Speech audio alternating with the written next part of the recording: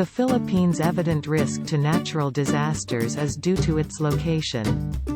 Being a country that lies in the Pacific Ring of Fire, it is prone to earthquake and volcanic eruptions. In addition, the country is surrounded by large bodies of water and facing the Pacific Ocean, where 60% of the world's typhoons are made. One of the most devastating typhoons that hit the Philippines in 2013 was Typhoon Haiyan, or Yolanda, that killed over 10,000 people and destroyed over ₱1 trillion worth of properties and damage to various sectors. Other environmental problems that the country is facing include pollution, illegal mining and logging, deforestation, dynamite fishing, landslides, coastal erosion, wildlife extinction, global warming and climate change.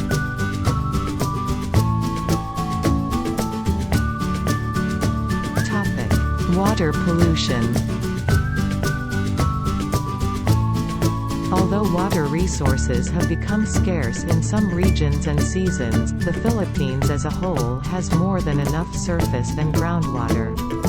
However, neglecting to have a coherent environmental policy has led to the contamination of 58% of the groundwater in the Philippines. The main source of pollution is untreated domestic and industrial wastewater. Only 1/3 of Philippine river systems are considered suitable for public water supply. It is estimated that in 2025, water availability will be marginal in most major cities and in 8 of the 19 major river basins. Besides severe health concerns, water pollution also leads to problems in the fishing and tourism industries. The national government recognized the problem and since 2004 has sought to introduce sustainable water resources development management. See below. Only 5% of the total population is connected to a sewer network. The vast majority uses flush toilets connected to septic tanks. Since sludge treatment and disposal facilities are rare, most effluents are discharged without treatment. According to the Asian Development Bank, the Pasig River is one of the world's most polluted rivers. In March 2008, Manila Water announced that a wastewater treatment plant will be constructed in Taguig.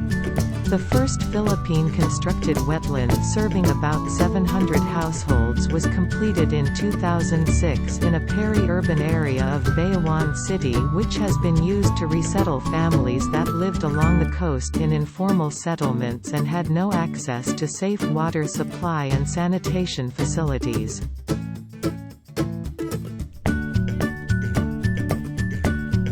Topic: Deforestation. Over the course of the 20th century, the forest cover of the Philippines dropped from 70% down to 20%. In total, 46 species are endangered, and 4 were already eradicated completely. 3.2% of total rainforest has been left. Based on an analysis of land use pattern maps and a road map, an estimated 9.8 million hectares of forests were lost in the Philippines from 1934 to 1988. Illegal logging occurs in the Philippines and intensifies flood damage in some areas. According to scholar Jessica Matthews, short-sighted policies by the Filipino government have contributed to the high rate of deforestation. The government regularly granted logging concessions of less than 10 years. Since it takes 30 to 35 years for a second growth forest to mature, loggers had no incentive to replant. Compounding the error, flat royalties encouraged the loggers to remove only the most valuable species.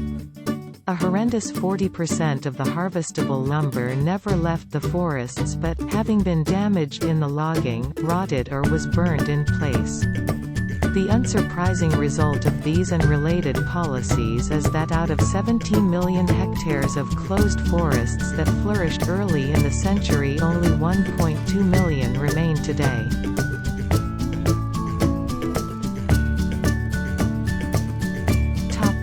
Air pollution.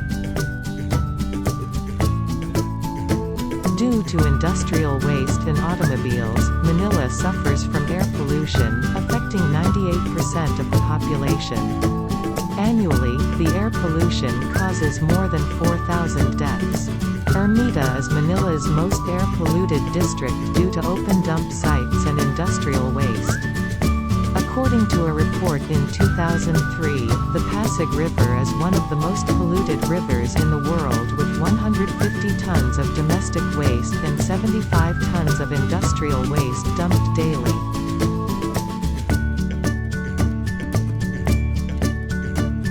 Topic: Climate change. Two of the most pressing environmental issues impacting the Philippines is climate change. As an island country located in the Southeast Asia-Pacific region, the Philippines is extremely vulnerable to the impacts of climate change. Some of these impacts include increased frequency and severity of natural disasters, sea level rise, extreme rainfall, global warming, resource shortages, and environmental degradation. All of these impacts together have greatly affected the Philippines' agriculture, sex, water, infrastructure, human health, and coastal ecosystems, and they are projected to continue having devastating damages to the economy and society of the Philippines.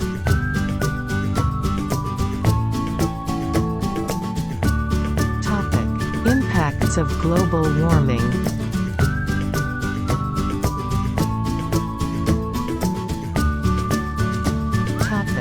Climate history.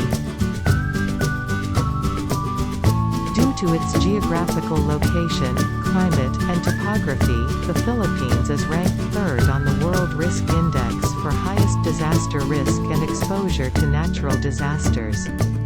16 of its provinces, including Manila, Benguet, and Batanes, are included in the top 50 most vulnerable places in Southeast Asia, with Manila being ranked 7.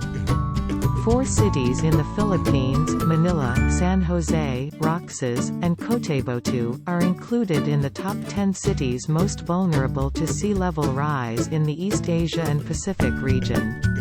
The country is consistently at risk from severe natural hazards including typhoons, floods, landslides, and drought. It is located within a region that experiences the highest rate of typhoons in the world, averaging 20 typhoons annually, with about 7 to 9 that actually make landfall. In 2009, the Philippines had the third highest number of casualties from natural disasters with the second most victims. Climate change has had and will continue to have drastic effects on the climate of the Philippines. From 1951 to 2010, the Philippines saw its average temperature rise by 0.65 degrees Celsius, with fewer recorded cold nights and more hot days. Since the 1970s, the number of typhoons during the El Niño season has increased. The Philippines has not only seen 0.15 meters of sea level rise since 1940, but also seen 0.6 to 1 degree Celsius increase in sea surface temperatures since 1910, and 0.09 degree C increase in ocean temperatures since 1950. During the time period from 1990 to 2006, the Philippines experienced a number of record-breaking weather events, including the strongest typhoon, wind speeds, the most destructive typhoon's damages, the deadliest storm, casualties, and the typhoon with the highest 24-hour rainfall on record.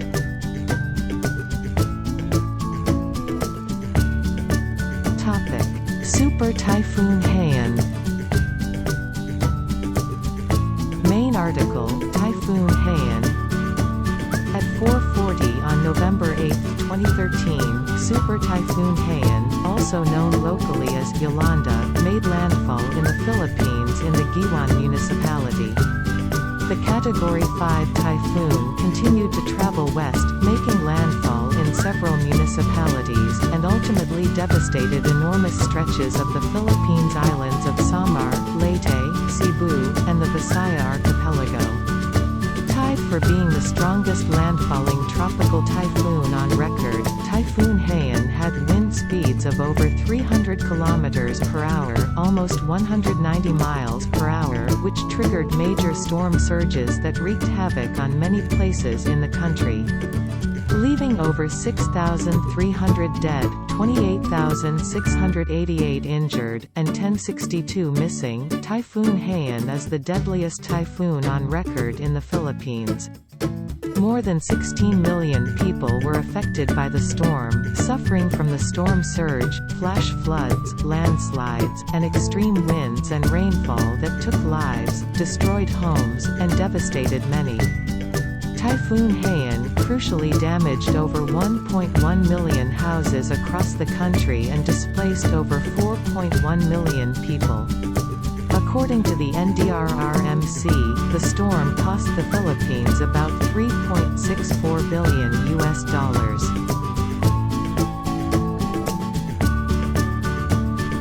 Topic: Future projections. Future projections for the current trajectory of climate change predict that global warming is likely to exceed 3 degrees Celsius, potentially 4 degrees, by 2060. Specifically in the Philippines, average temperatures are virtually certain to see an increase of 1.8 to 2.2 degrees Celsius. This temperature increase will stratify the local climate and cause the wet and dry seasons to be wetter and drier, respectively. Most areas in the Philippines will see reduced rainfall from March to May, while Luzon and Visayas will see increased heavy rainfall. There will also be an increase in the number of days that exceed 35 degrees Celsius, that have less than 2.5 millimeters of rainfall, and that have more than 300 millimeters of rainfall. Additionally, climate change will continue to increase the intensity of typhoons and tropical storms. Sea levels around the Philippines are projected to rise 0.48 to 0.65 meters by 2100, which exceeds the global average for rates of sea level rise. Combined with sea level rise, this stratification into more extreme seasons and climates increases the frequency and severity of storm surge, floods, landslides, and droughts. These exacerbate risks to agriculture, energy, water, infrastructure, human health, and coastal ecosystems.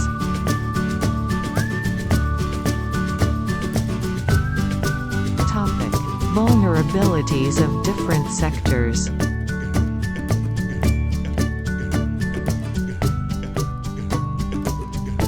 Topic: Agriculture. Agriculture is one of the Philippines' largest sectors and will continue to be adversely impacted by the effects of climate change. The agriculture sector employs 35% of the working population and generated 13% of the country's GDP in 2009. The two most important crops, rice and corn, account for 67% of the land under cultivation and stand to see reduced yields from heat and water stress. Rice, wheat, and corn crops are expected to see a 10% decrease in yield for every 1 degree Celsius increase over a 30 decicoulombs average annual temperature. Increases in extreme weather events will have devastating effects on agriculture. Typhoons, high winds, and heavy rainfall contribute to the destruction of crops, reduced soil fertility, altered agricultural productivity through severe flooding, increased runoff, and soil erosion. Droughts and reduced rainfall leads to increased pest infestations that damage crops as well as an increased need for irrigation. Rising sea levels increases salinity, which leads to a loss of arable land and irrigation water.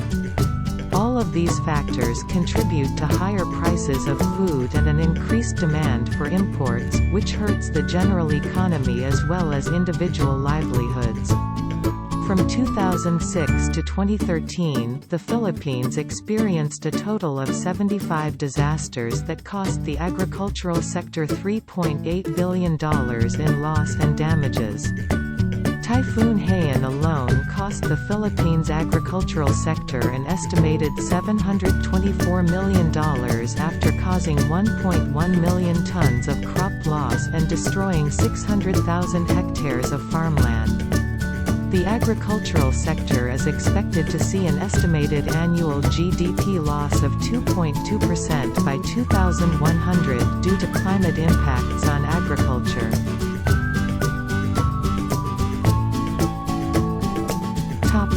Agricultural production and civil conflict. In the Philippines, there is a correlation between rainfall and civil conflict, and manifests through agricultural production.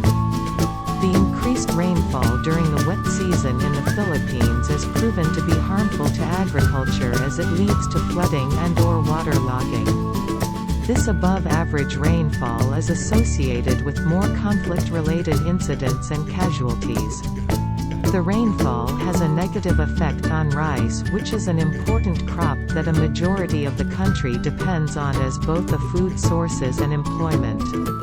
A poor rice crop can lead to large impacts on the well-being of poor Philippines and cause widespread contempt for the government and more support for insurgent groups. Climate change is expected to amplify the seasonal variation of rainfall in the Philippines and exacerbate ongoing civil conflict in the country. Topic: Gender disparities among farmers. Smallholder farmers in the Philippines are expected to be among the most vulnerable and impacted by the effects of climate change in the region. However, there are differences in how men and women experience these impacts and often lead to differences in farming patterns and coping strategies. Some of the problems caused by extreme climate events in agrarian areas that are prone to civil conflict that disproportionately affect women include loss of customary rights to land, forced migration, increased discrimination, resource poverty and food insecurity. The effect that the combination of severe climate events and civil conflict has on Filipino women is further exacerbated by discriminatory policies, belief and practices, and restricted access to resources. For example, climate change is linked to increased civil conflict in the Mindanao region, which increases the number of casualties and deaths of young men in the area. This effectively widows women married to those men and leaves them on their own to take care of them and their children, even when the society and government makes it difficult for single mothers to succeed. Women are often relegated to be the caretakers of children, which increases the burden and stress placed on them as well as inhibiting them from escaping from conflict-ridden areas. Topic: Energy. Climate change could simultaneously reduce the Philippines' supply of energy and increase its demand for energy. The increased chance of extreme weather events would reduce hydropower production, which accounts for 20% of the country's energy supply, as well as cause widespread damage to energy infrastructure and services. There will be more power outages on average in addition to an increased demand for power, specifically cooling.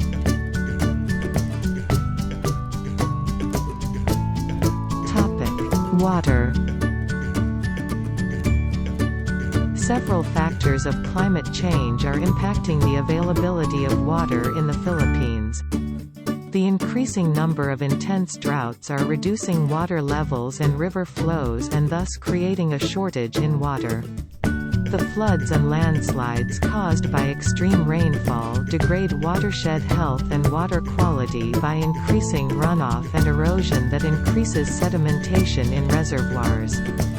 Many freshwater coastal aquifers have seen saltwater intrusion, which reduces the amount of freshwater available for use. About 25% of coastal municipalities in Luzon, Visayas, and Mindanao are affected by this, and the issue is expected to get worse with sea level rise.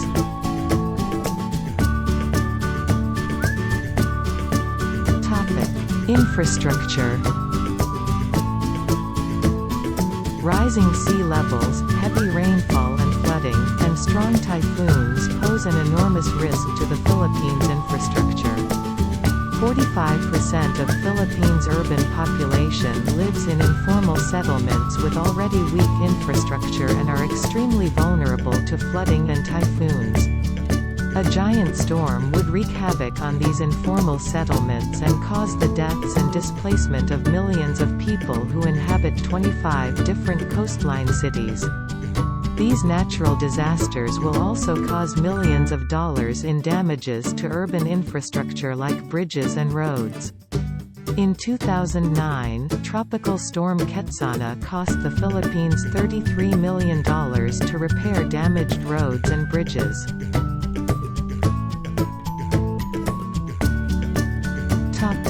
Risk to double exposure. Large cities in the Philippines such as Manila, Quezon City, Cebu, and Davao City see an increased risk from both climate change and globalization.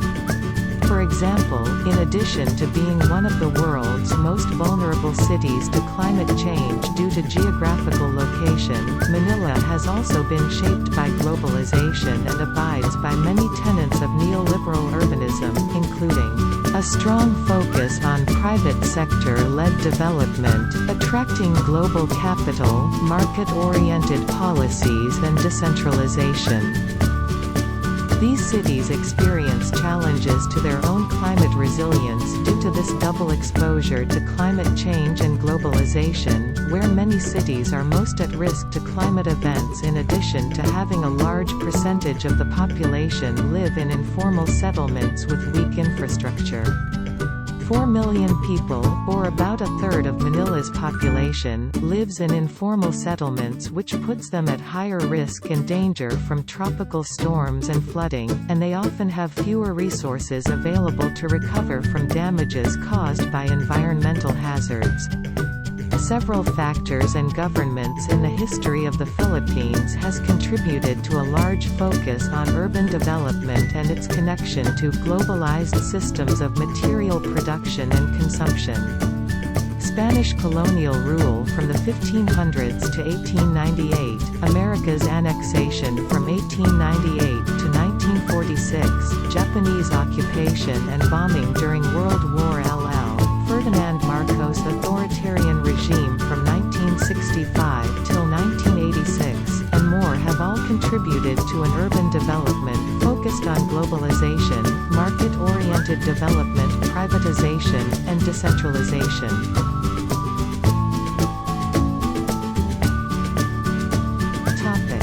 Human health. Climate change, heavy rains, and increased temperatures are linked with the increased transmission of vector and waterborne diseases like malaria, dengue, and diarrhea. The heavy rains and increased temperatures lead to increased humidity, which increases the chance of mosquito breeding and survival. Increased natural disasters not only directly contribute to the loss of human life, but also indirectly through food insecurity and the destruction of health services.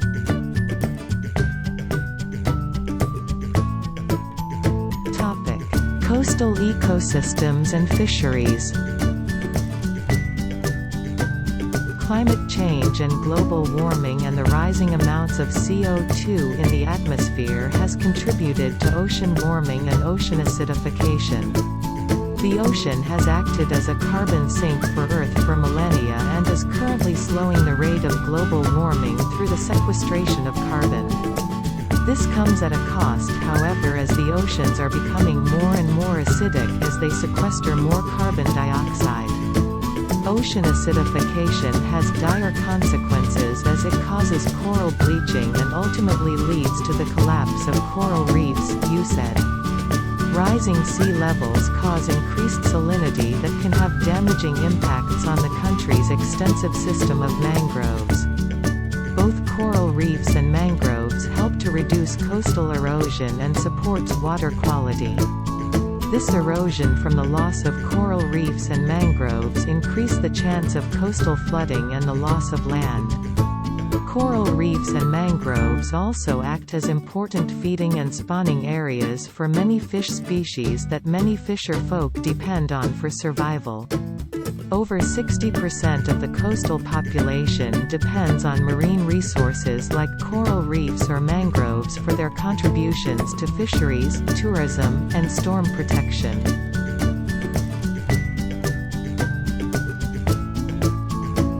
Topic: Government policy.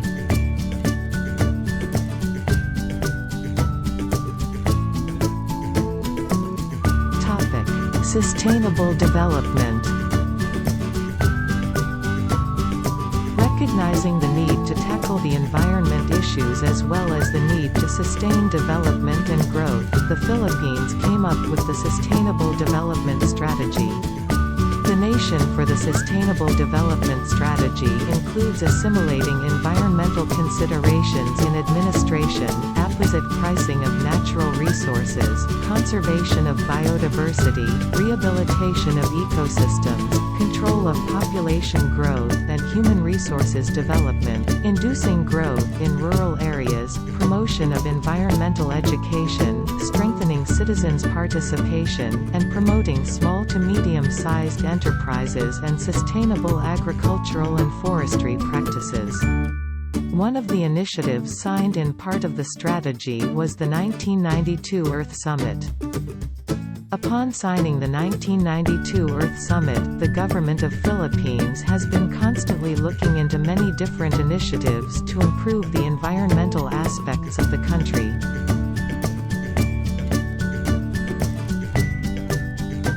Topic: Environmental protection. Currently, the Philippines Department of Environment and Natural Resources has been busy tracking down illegal loggers and been spearheading projects to preserve the quality of many remaining rivers that are not yet polluted.